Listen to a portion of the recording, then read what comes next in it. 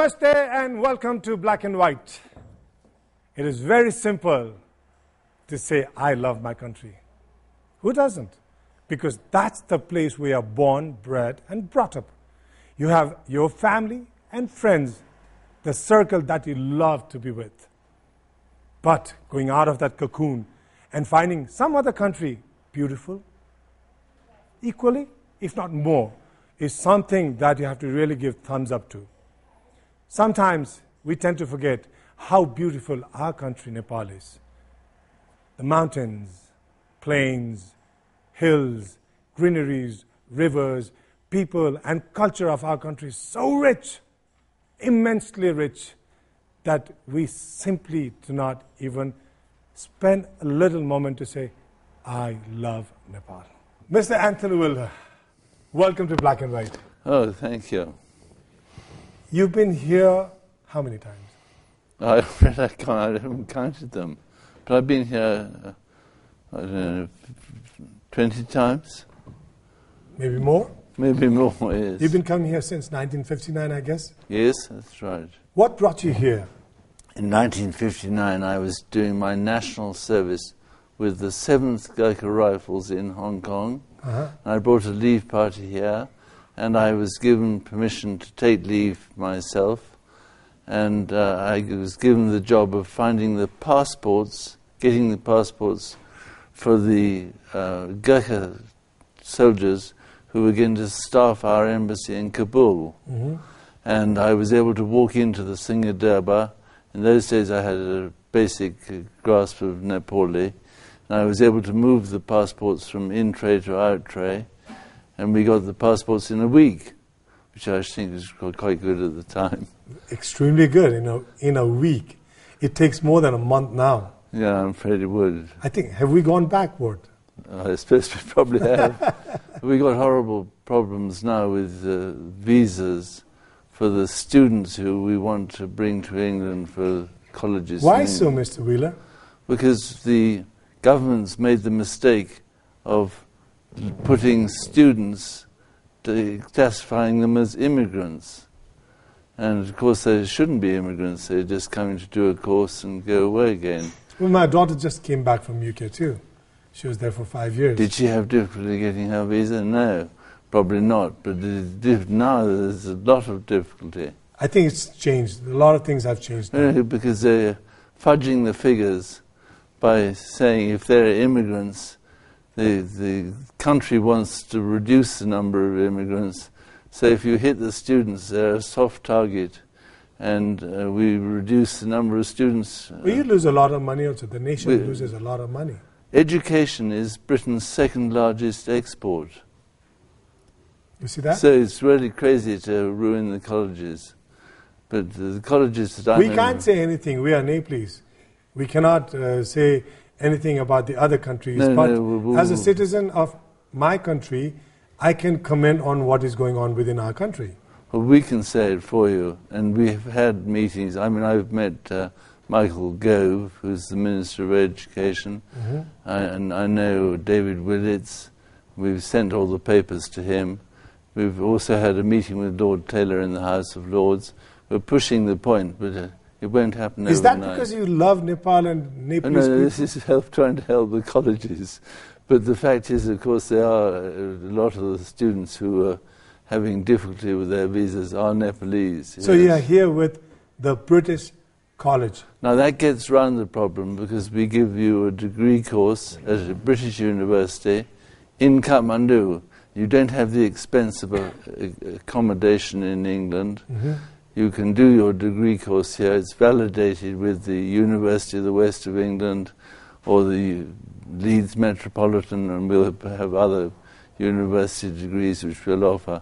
And the British College also is helping people get accountancy qualifications. So it should be a very good way of avoiding immigration problems. But there's the biggest problem for Nepalese, most of the Nepalese are facing now is the visa processes are done in New Delhi. It takes a long time. They only collect the documents here and send it there. So for instance, if I want to go to UK, I'm a professional. My passport goes away for more than 15, 21 days, and I'm stuck here.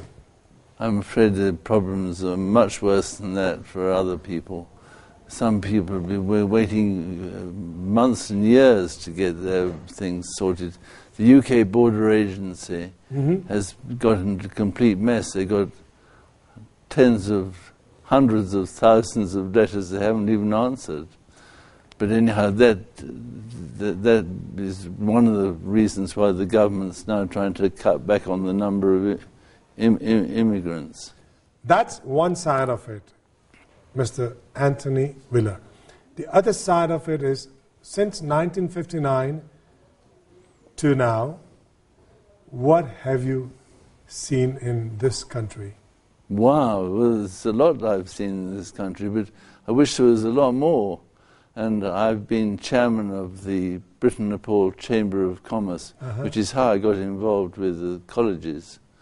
And we've been trying to develop hydropower. We've been trying to develop lots of different other businesses, from heavy investment to smaller things like horticulture. So when you look at Nepal, past so many decades, you must have noticed something peculiar about this country, a change which is positive or negative? At the time that I first came here, we'll talk about that after a short break, Mr. Wieler. It's time for me to go for a short break.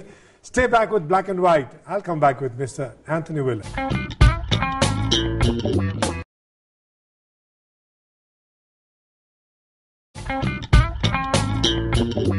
Welcome back to Black and White. I have with me Mr. Anthony Wieler. Welcome back to Black and White again, sir. Well, thank you for welcoming me. So we were just saying, what are the positive sides that you have seen, or the negative sides, within this past so many decades of your visit to Nepal?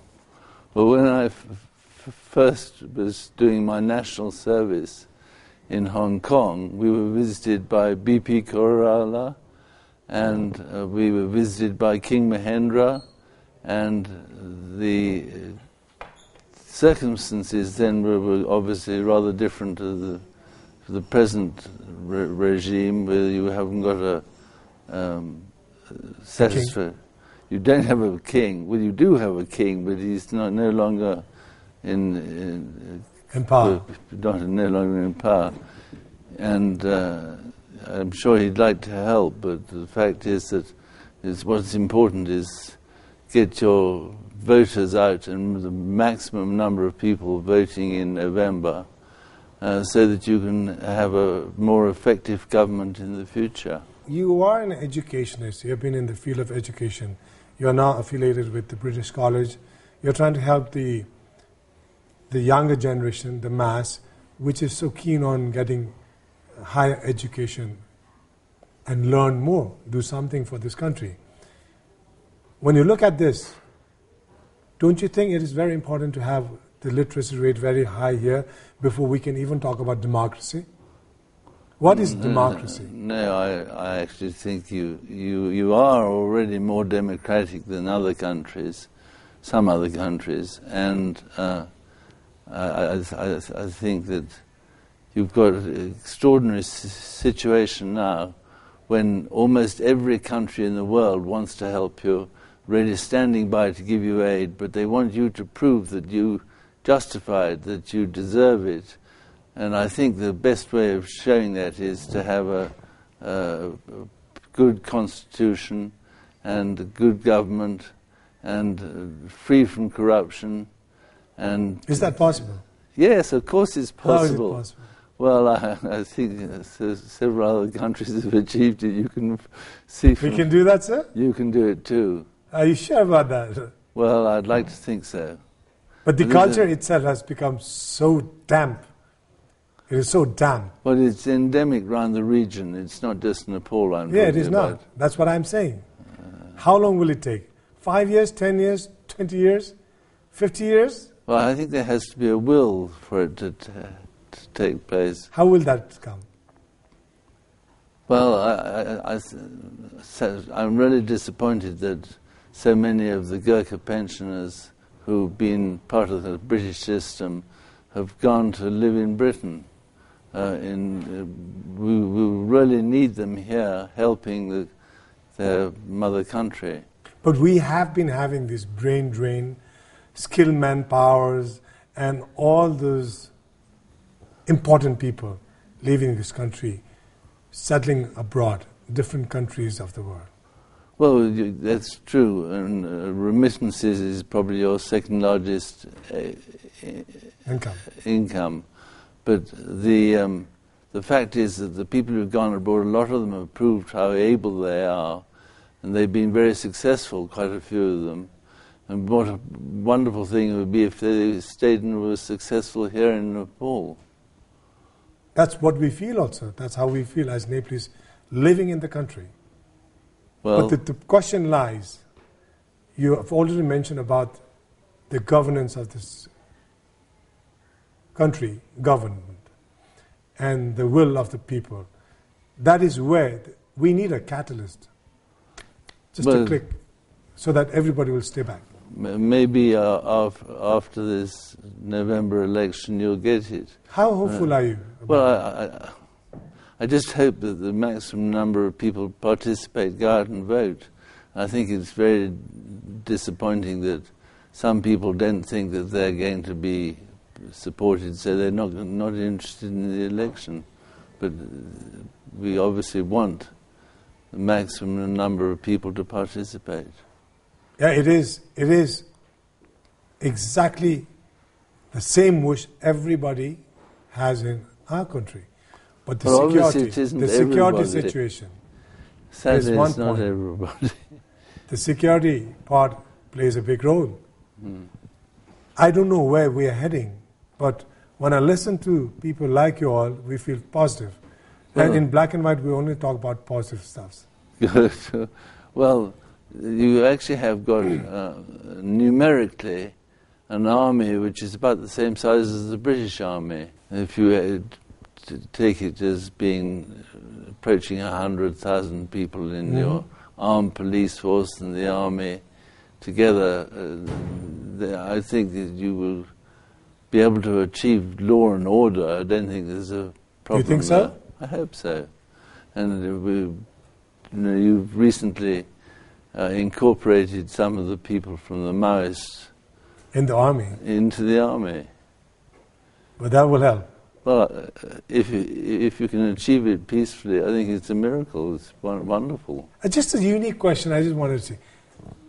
As Britishers, as a European, when you look at a country like ours, what is the perception of the level of thinking that you have over a country like ours? What do you think of a country like this? Well, most people outside Nepal think that the population of Nepal is 2 or 3 million. When they find it's nearer 30 million, it's actually it's a wake-up call to the rest of the world to come and... It's not a small country. Well, it depends. If you're viewing it from China, yes, you're a small country. In India, it's a small in China, country. if I say that I'm interested in Neighbour, they say, oh, Neighbour, where's that? But only because there are cities in China. Some of them have got 30 million people. So it's small comparatively it is, to the neighbors. Depends where you're looking from. Yes. From the other perspective, we are a big country. Out of nearly 200 plus countries, I think we are on the 40th. Yes. 40. So it's not a small country. No, not at all. What is stopping our development process?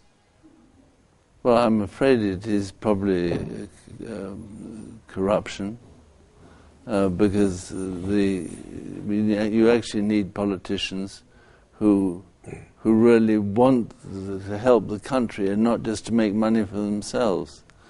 And I don't know whether it's fair, because it's only a minority who are corrupt. I'm sure the majority of your politicians are excellent, good chaps, yeah. It must be very frustrating for them when other people are not so good chaps. So how is your visit? Tell me about this visit now. How has it been for you? Well, I've had a great pleasure of meeting a lot of friends. There's over 80 officers in the Nepalese army who've stayed in my house when they were students in England. Talk about Sandhurst, right? Well, they were. You were responsible, one of the responsible person in helping set up this course for the Nepalese army. No, I wasn't. No? I wasn't. Somebody did tell me about that. I wasn't. But I was very much in support of it. But I certainly didn't say to her, well, I think you're thinking of the Gurkha Welfare Trust. Mm-hmm. I was involved at the very beginning. The Gurkha Welfare Appeal was conceived in the embassy garden here in Kathmandu. And it was myself and Brigadier Peter Myers. And we went to the Major General, Brigade of Gurkhas, who was General Patterson, and got his permission to approach my father's friends, who Field Marshal Templar and Lord Harding, and they came on board, and we launched an appeal for the Gurkhas, signed in a letter to the Times newspaper, signed by 8 field marshals. For the Gurkha? Just to say we want to raise a welfare trust for the Gurkhas. We'll talk about more regarding the Gurkha Welfare Trust and the coming days, what your vision is going to be regarding the field of education in Nepal after a short break. Stay back. It's getting very interesting in Black and White.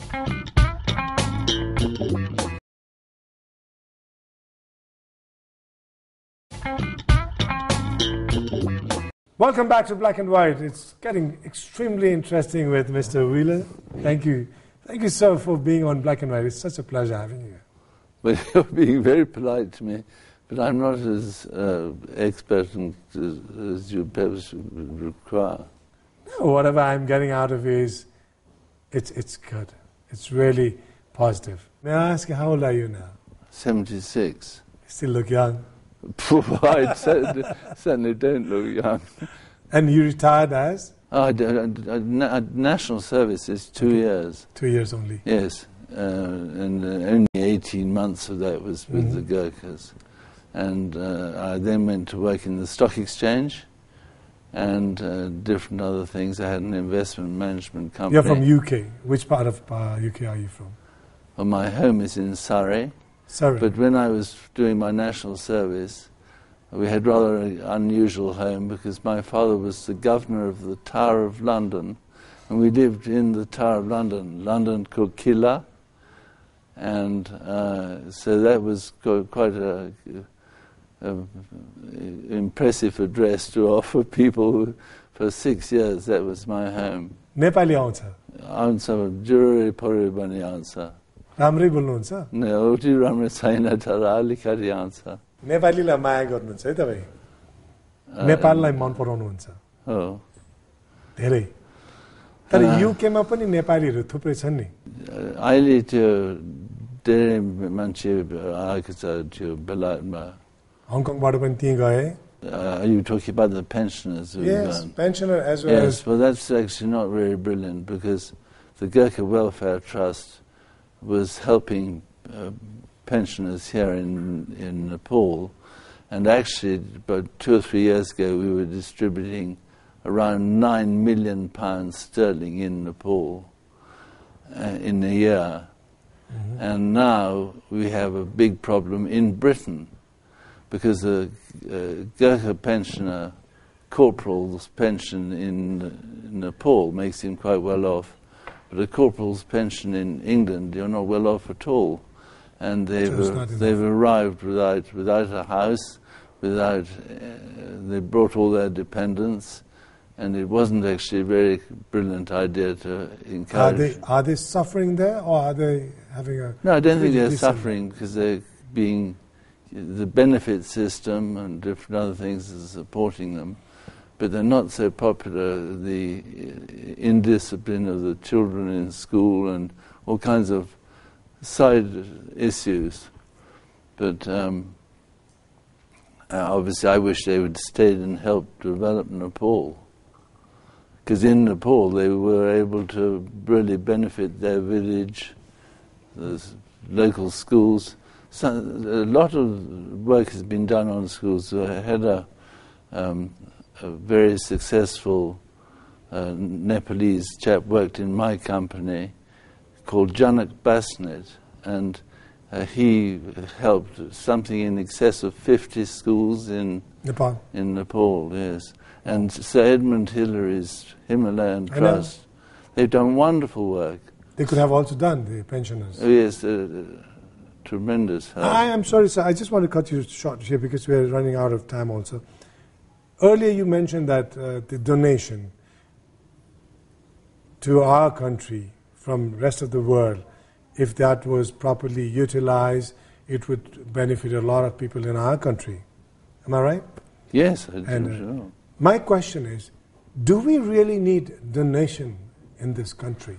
Well, do we really have to thrive and live under the donations of the developed countries? Now, if you take the slogan for the Nepal-Britain Chamber of Commerce and Industry and the Britain-Nepal Chamber of Commerce, it's trade, not aid. So what we're trying to do is to make you self-sufficient. So why don't we emphasize that trade, not aid, more than... We don't want to reject aid if people are bringing you investment in schools and hospitals and the charities. That's something which you obviously don't want to say you don't want it, but the fact is that it's much better. It's much better if you can be self-sufficient and develop. That would be really good, not only as an individual, as a country, men. It does bring in a lot of pride, you know. But we obviously want more people to join the Britain-Nepal Chamber of Commerce or the Nepal-Britain Chamber of Commerce, and we work together to develop trade between Britain and Nepal. Okay, so I think we have to cut it short right here. We have some people, they had something to say about you. Little bites on Mr. Anthony Wieler. Would you like to watch them on the screen? Yes, all right. मैले Antony विलरलाई चिनेको चाहिँ नि सन् 1979 मा तर उहाँले नेपाललाई चिने चाहिँ रहेछ सन् 1959 मा नेपालमा केही कुराहरू लगानी गरेर जस्तो भनौं न अब नेपालको धेरै जसो उहाँको दुईटा कुरामा केन्द्रित रह्यो एउटा पर्यटन एउटा पानी भन्नाले अब जलस्रोतबाट पनि खास गरिकन बिजुली निकाल्ने कुरा र बिजुली धेरै निकालेपछि नेपालको अब यातायातको साधनहरू पनि बिजुलीको शक्तिबाट गुड्ने त्यसैगरी चाहिँ होटल व्यवसायहरू पनि त्यसबाट चाहिँ चल्नलाई मद्दत गर्ने हुने भन्ने खालको चाहिँ नि दृष्टिकोण म नेपाल आर्मीको मेजर भएर बेलायतमा सन् 1987 सालमा स्टाफ कलेज गर्न लागि क्याम्बरलेमा जाँदाखेरि चाहिँ त्यहाँ बस्ने क्रममा एन्टनी विलरसँग भेट्ने मौका पाएँ।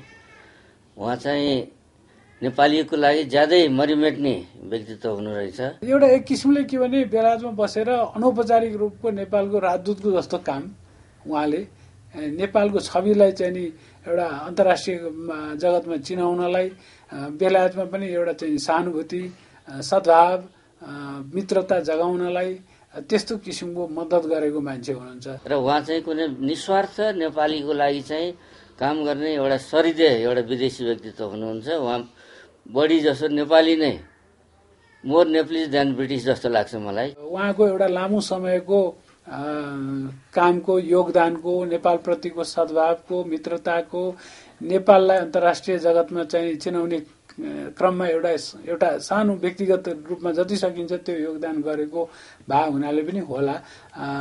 स्वर्गीय राजा चाहिँ नि वीरेन्द्रबाट उहाँलाई गोर्खा दक्षिण बाहुको सम्मानले चाहिँ विभूषित पनि गरिबक्सेको त्यति बेलाको भाषा शैलीको अनुसार भन्दाखेरि गरिबक्सेको थियो। Well, Mr. Wieler, that was what they had to say about it. But anyway, before we call it off, I'll give you 1 minute. Please look at that camera there and talk to my audience. Say what Nepal needs.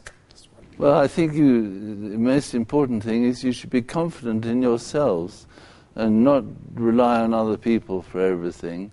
And we've seen from Nepalese people who've gone abroad that your mental capacity or your brain power is equal to anybody else. There's no reason for you to be waiting for other people to show you the lead. You've got to be confident in yourselves, go out and develop businesses and look after Nepal. Thank you so much, Mr. Wieler, for being on Black and White. Before I wrap up, I just want to repeat his line. Be confident about yourself. This is what I always do when I teach my students in my own school and in the airline that I work. I say, be the boss of your own position. If you understand what you are, who you are, and what you want to do in life, nothing can stop you. The biggest problem that lies in our heads in being in Asian countries and also in Nepal is that we do not look at anything as positively as we should have been doing. If only we could do that, look, life is beautiful. And he also said, we are not less than anybody. We are equal. We are equal halves for anything the Western world does or the Eastern world does. We are right in the center. We can do it. All you have to say is, yes, we can do it.